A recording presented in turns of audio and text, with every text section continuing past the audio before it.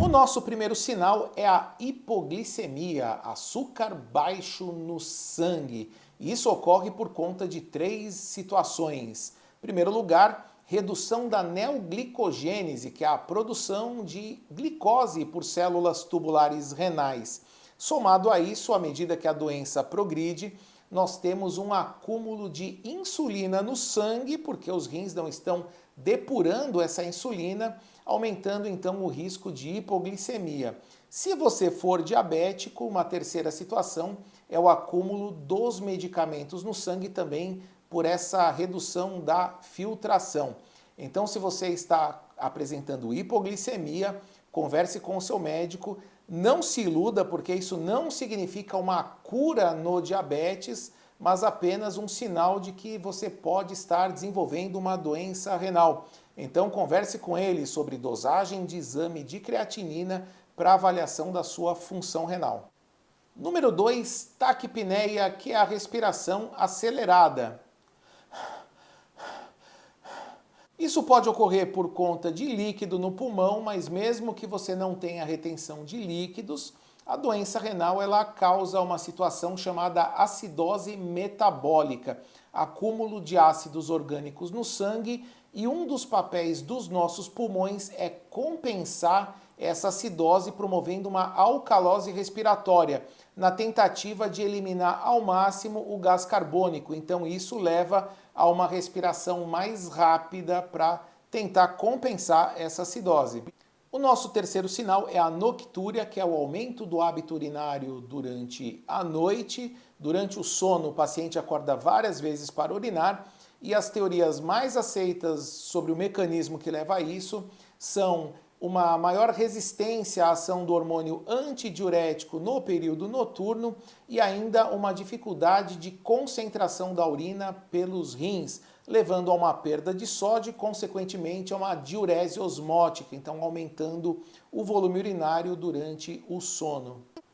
Número 4, o prurido ou a popular coceira. Se você está se coçando já há algum tempo, já foi no dermatologista e não encontrou a causa, considere fazer uma avaliação da sua função renal, dose sua creatinina, porque doença renal crônica é uma importante causa de prurido. Isso ocorre por conta de alterações inflamatórias da doença, além de alteração dos neurotransmissores responsáveis pela sensibilidade da pele, além da própria pele que tende a ficar mais seca na doença renal. O nosso quinto sinal é a alteração do ciclo sono-vigília. Esse ciclo é a alternância entre o período de sono e o período que a gente fica acordado.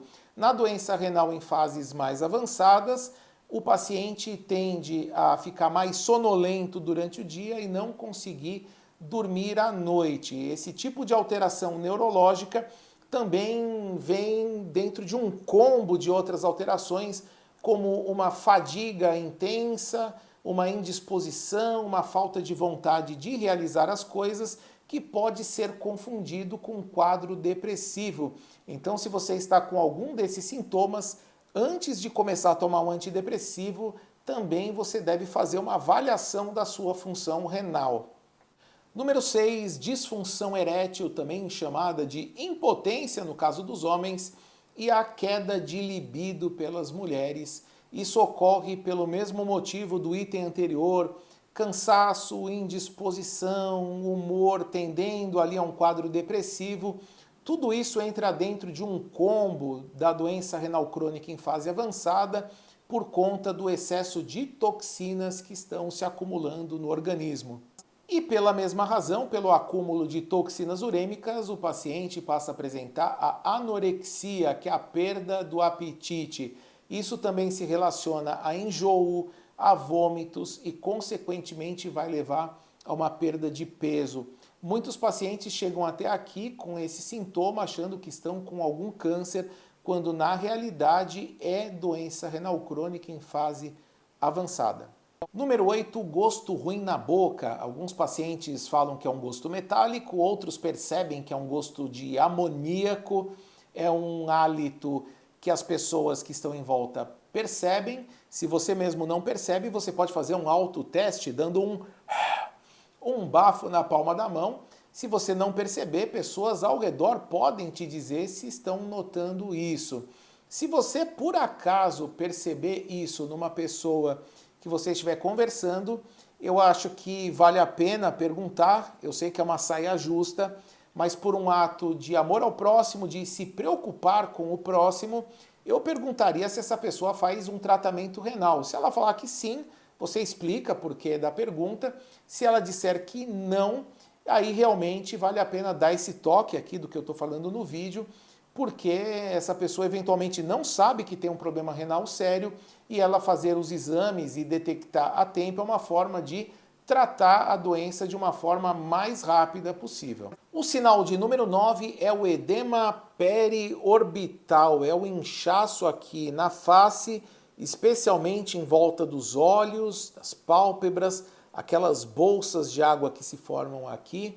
Você vai dizer assim, mas doença renal incha tudo. É verdade, doenças renais podem causar um edema generalizado, mas o edema mais típico da doença renal é o edema periorbital, que ao longo do dia ele tende a melhorar, porque pela lei da gravidade os líquidos vão descendo, né, pelo organismo, vão se acumular mais nas partes baixas, nos membros inferiores, principalmente ao final do dia. Então lembrar que esse edema facial ele é típico de uma doença renal.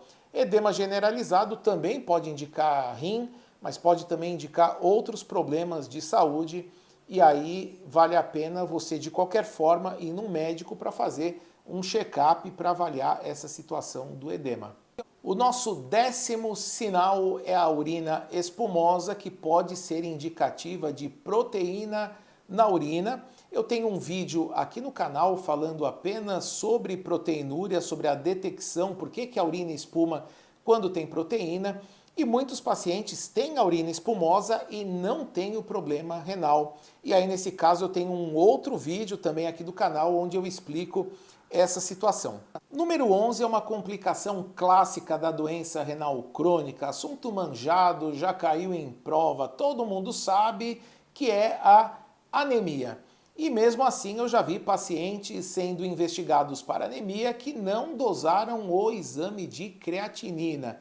Então, anemia é igual a dosar exame de creatinina, e essa correlação existe porque o rim produz um hormônio chamado eritropoetina que estimula a medula óssea a produzir glóbulos vermelhos. À medida que o rim fica doente, esse hormônio cai e não tem esse estímulo. Além disso, tem algumas alterações nutricionais que colaboram para essa anemia, como deficiência de ferro, vitamina B12, ácido fólico, além de uma menor sobrevida das hemácias nesse ambiente de toxemia urêmica. E número 12, hipertensão arterial, a famosa pressão alta, que pode ser tanto causa como consequência da doença renal. Independente de quem nasceu primeiro, o ovo ou a galinha, você precisa fazer uma avaliação da função renal dosando o exame de creatinina e exame de urina. Se além disso você é um paciente jovem que começou a ter pressão alta agora, ou ainda você é um paciente que tem hipertensão resistente, que é aquela de difícil controle tomando 3 ou mais medicamentos, eu recomendo que você consulte diretamente um médico nefrologista para investigação de possíveis causas secundárias para essa hipertensão. E você aí que assistiu esse vídeo até o final, você consegue reconhecer algum desses sintomas? E você que já é paciente renal, deixa aqui nos comentários, conte sua experiência, seus primeiros sintomas, como que você descobriu a doença, como que foi sua trajetória até o início do tratamento. Eu espero que vocês tenham gostado desse vídeo. Se você realmente gostou, deixa aqui o seu like. Não se esqueça de fazer a inscrição no canal, ativar o sininho das notificações. E eu volto em breve com um novo vídeo aqui no canal. Um grande abraço!